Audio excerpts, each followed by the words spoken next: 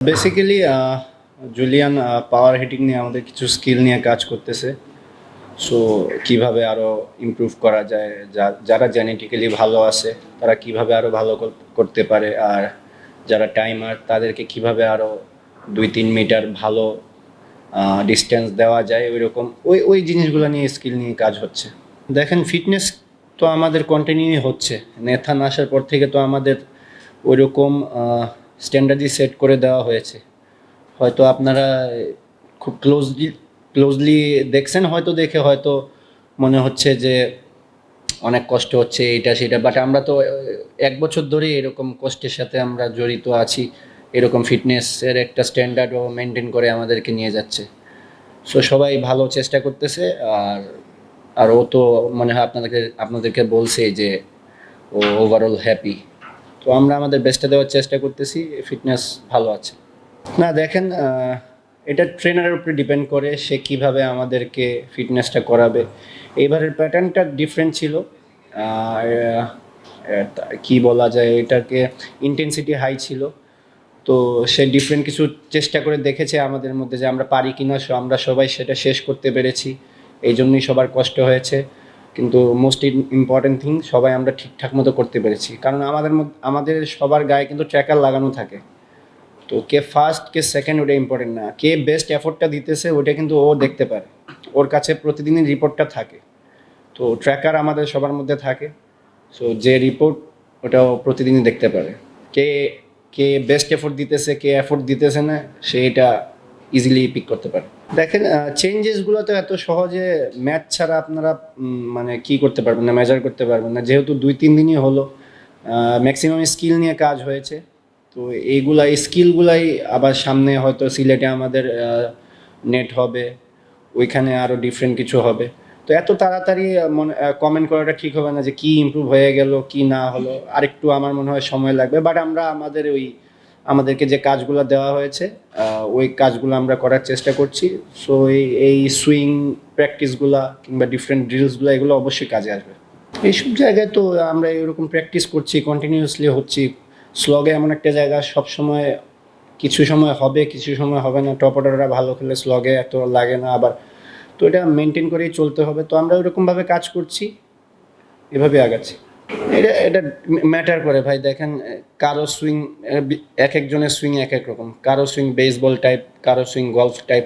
তো এটা ডিপেন্ড করে কে কোনটা নিবে। আসলে ও আসার পরেই বলছে আমি তোমাদেরকে এখানে তোমার বেসিকের মধ্যে আমি চেঞ্জেসটা আনতে চাইছি, মানে আমি ডিফারেন্ট কিছু দিয়ে দিব না। তো ওই রকম কিছুই বলছে। তো যার প্যাটার্ন অনুযায়ী ওই কাজটা দেওয়ার চেষ্টা করতেছে। হ্যাঁ, অবশ্যই ভালো একটা ফিলিংস আছে যখন যে কয়টা সাউন্ড বের করতে বলে ওটা বের করা যায়, তখন ভালো লাগে। কিন্তু অনেক ফোর্স লাগে এটা এটা বের করতে, সাউন্ডটা বের করতে ফোর্স লাগে, আরও এফোর্ট দিতে হয়। তো এই জিনিসগুলো কন্টিনিউয়াসলি কাজ করলে অবশ্যই কাজে দিবে। এটা ডিপেন্ড করে বিসিবির উপর, বাট আমাদেরকে যাই দেওয়া হবে আমরা এগুলা অ্যাডাপ্ট করার চেষ্টা করব। মনোবিদ আসলে অবশ্যই আমরা ওনার যে কাজ আগেও তো ছিল, আমাদের সাথে একজন ছিল রাবিদ ভাই, তো সে আমাদেরকে নিয়ে কিছু কাজ করেছেন। তো এইগুলো ভালো ভালো ইম্প্যাক্ট পড়ে। লাস্ট 2টা সিরিজ জিতা অবশ্যই অ্যাজ এ টিম আমরা আমরা এটাকে অনেক আমাদেরকে অনেক হেল্প করবে সামনের ম্যাচগুলোতে, বলেন নেদারল্যান্ড সিরিজ বলেন, এশিয়া কাপ বলেন। তো এই জিনিসটা আমরা ধরে রাখার চেষ্টা করব। ফিটনেস তো এটা নর্মাল জিনিস, এটা আমরা কন্টিনিউয়াস কিন্তু করতে থাকি। এই রিসেন্টলি এটা কয়েকদিন স্কিল ছাড়া ফিটনেস হয়েছে, তো এই জন্য ইন্টেন্সিটিটা বেশি ছিল। বাট আমরা যখন স্কিল করি তখনই কিন্তু আমাদের কন্টিনিউ জিম, রানিং এগুলো চলতেই থাকে। তো এই ফিটনেস জিনিসটা নাথিং নিউ ফর আস, এটা চলতেই থাকবে। ফিটনেস ক্যাম্প শেষ হওয়ার পরেও এটা চলতে থাকবে, আমরা সিলেটে যাওয়ার পরেও এটা আমাদের চলতে থাকবে। তো এটা চলতেই থাকবে, এটা অফ হওয়ার কোনো চান্স নেই। টিম আমাকে যেখানে প্রেফার করবে আমি সেখানেই রেডি আছি, কোনো সমস্যা নেই। মিডিল ওভার নিয়ে সবসময় আমাদের কাজ থাকে। আমরা এই জিনিসটা আমাদের উইকনেস আপনি বলতে পারেন। তো এটা নিয়ে অনেক আগে থেকে আমরা কাজ করছি। সো এটা নিয়ে কন্টিনিউয়াসলি কাজ করা হচ্ছে, কিভাবে আরও ইমপ্রুভ করা যায়, উইকেট না হারিয়ে কীভাবে কন্টিনিউয়াসলি রান রেটটা ইমপ্রুভ করা যায়। সো এইগুলো নিয়ে আমরা খুঁটিনাটি কাজগুলো করে যাচ্ছি কন্টিনিউয়াসলি। আমার মনে হয় 3 ফরম্যাটে খেলার জন্য ফিটনেস সবচেয়ে বড় চ্যালেঞ্জ বর্তমানে। আর স্কিলের ব্যাপারটা তো এটা আপনার মেন্টালি থাকে, কিন্তু ফিজিক্যালি যদি আপনি ফিট না থাকেন, আপনি 3 ফরম্যাট খেলাটা খুব ডিফিকাল্ট হয়ে যায়। তো আমি বেসিক্যালি এটাই ফোকাস করতেছি যে ফিজিক্যালি কীভাবে ফিট থাকা যায়, যত বেশি ফিট থাকবো সবগুলা ফরম্যাট খেলতে পারবো ইনশাল্লাহ। সেটা প্রথমে এসেই বলছে, আমি বলছি এটা যে যা যারা টাইমার তাদেরকে কিভাবে আরও 4-5 মিটার ইমপ্রুভ করা যায়। টাইমারদের কিন্তু সে পাওয়ার হিটার হতে বলে নাই, টাইমাররা টাইমারই থাকবে। তো তারা টাইমিং করে তারা কিভাবে তাদের মানে শর্টসটাকে আরেকটু 4-5 মিটার 6 মিটার আরেকটু বাড়াতে পারে। তো এটা হলে কী হবে, যেটা আউট হতো সেটা 6 হয়ে যাবে। তো আউট হলে তো বেসিক্যালি কিছুই আসতেছে না, 6 হলে নেক্সট আরেকটা সুযোগ আসবে, বড় রান করার সুযোগ থাকবে। তো এই জিনিসগুলোই আমার ক্ষেত্রে তার ভালো ছিল। আর বাকিটা তাকে যদি কখনো পান আপনারা তাকে জিজ্ঞেস করবেন, বাট ভালো বলছে। আপনারা তাকে জিজ্ঞেস করলে আর বেটার কি পাবেন আর কি, মানে মন্তব্য পাবেন সে কি আমাকে নিয়ে কি ভাবতেছে সেটা আপনারা। অবশ্যই ইনশাল্লাহ আমরা এবার এশিয়া কাপে ইনশাল্লাহ আমরা চ্যাম্পিয়ন হওয়ার লক্ষ্যে যাচ্ছি।